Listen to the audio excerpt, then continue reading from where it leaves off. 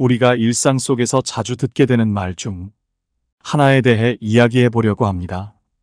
젊은이여 야망을 가져라 라는 말을 많이 듣는데 저는 이와 반대로 야망을 가지지 말라는 말을 하고 싶습니다. 이 말은 우리에게 도전을 꺼리지 말라는 격려와 같은 말입니다. 하지만 저는 여기서 한 발 더 나아가서 이 말이 담고 있는 의미를 조금 더 들여다보고자 합니다. 우리는 언제나 큰 꿈을 향해 나아가길 권장받습니다. 그러나 때로는 야망이 우리를 지나치게 위축시키고 현재의 순간을 극복하고 실천하는데 방해가 될 수 있습니다. 그래서 오늘은 세이노가 쓴 세이노의 가르침을 통해서 왜 야망을 가지지 말아야 하는지, 그리고 어떻게 더욱 현재에 집중하여 더 나은 삶을 살아갈 수 있는지 함께 생각해 보려고 합니다. 그럼 시작해 보겠습니다. 젊은이여 야망을 가져라. 누구나 어릴 때부터 이 말을 들었을 것이다. 꿈을 가져라라는 말도 많이 들었을 것이다.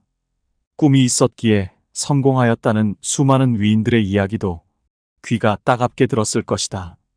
인권운동가 마틴 루터킹 목사의 유명한 연설 역시 바로 그렇게 나에게 꿈이 있습니다. 라는 말로 시작하지 않는가.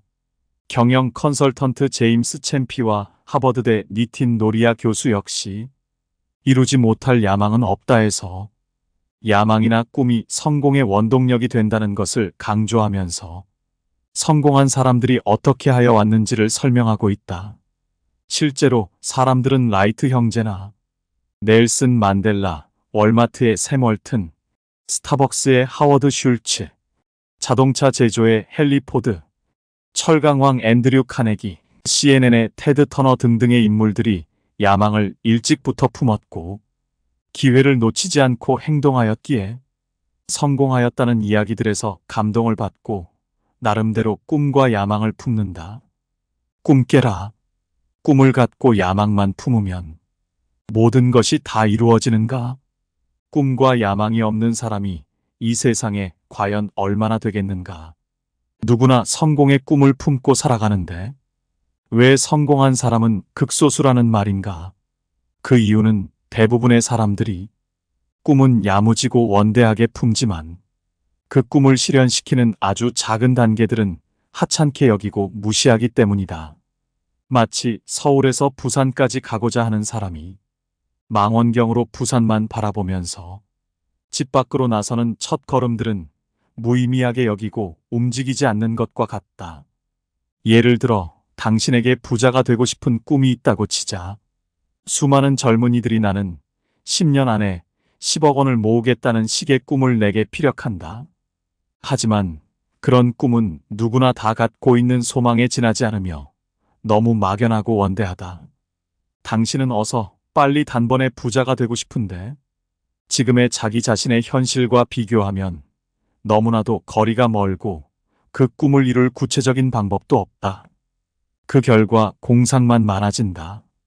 아, 나한테 돈이 몇 억 있다면, 나한테 이러한 능력이 있다면, 무엇을 해볼 텐데, 복권에 당첨되면 이런 걸 해볼 텐데, 부자가 되고 싶다는 야망에 사로잡히면 일확천금만 꿈꾸게 된다.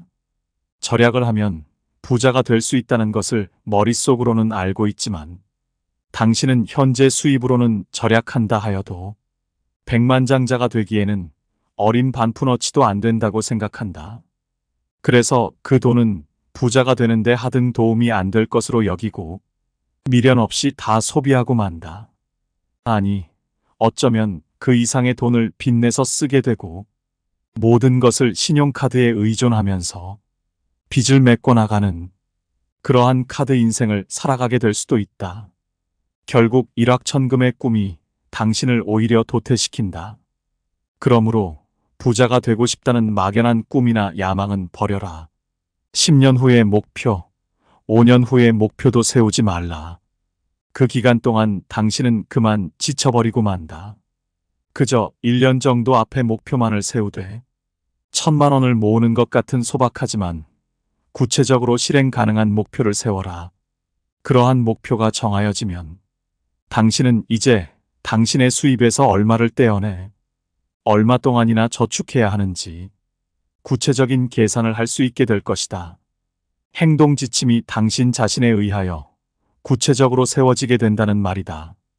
이제 남은 일은 그 행동 지침에 따라 실제로 행동하는 것이다. 그렇게 하면 조만간 목돈을 쥐게 될 것이며 바로 그 목돈이 종잣돈이 되어 부자의 길로 접어드는 첫 계단에 올라갈 수 있게 된다. 명심해라.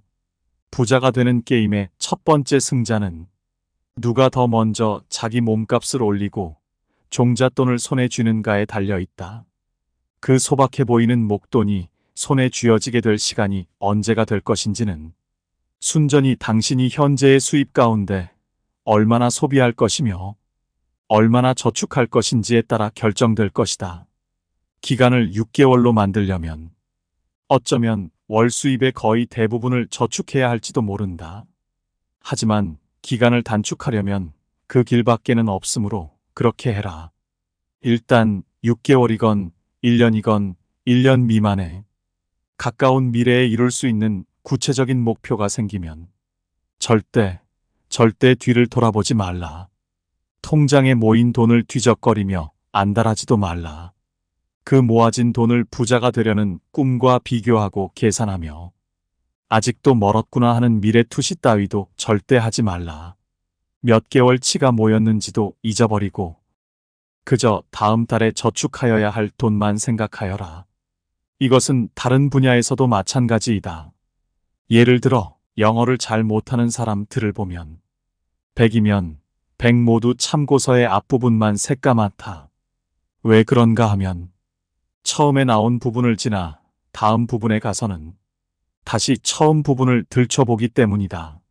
내가 어제 그저께 공부한 내용을 제대로 기억하고 있는 건가 하는 불안감에 지나간 부분을 들춰보는 것이다.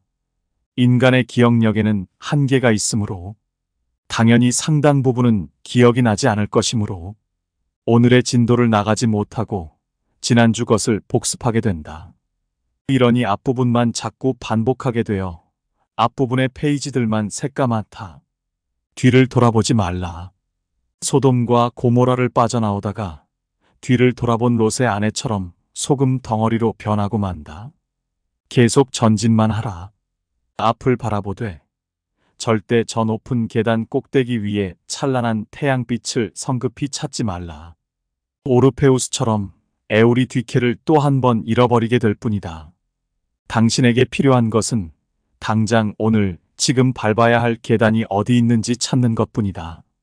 올리버 스톤 감독의 영화 애니 기분 선데이는 프로 풋볼팀 마이애미 샤크스 안팎의 인물들이 벌이는 삶의 혼전을 실감나게 보여주는 명작이다. 영화 속에서 토니 다마토는 노장 코치다. 그의 팀은 3연패의 굴욕에서 벗어나기 위해 안간 힘을 쓰지만 내부적으로 팀은 분열되어 있다. 그들 앞에서 토니는 짧지만 감동적인 스피치를 한다.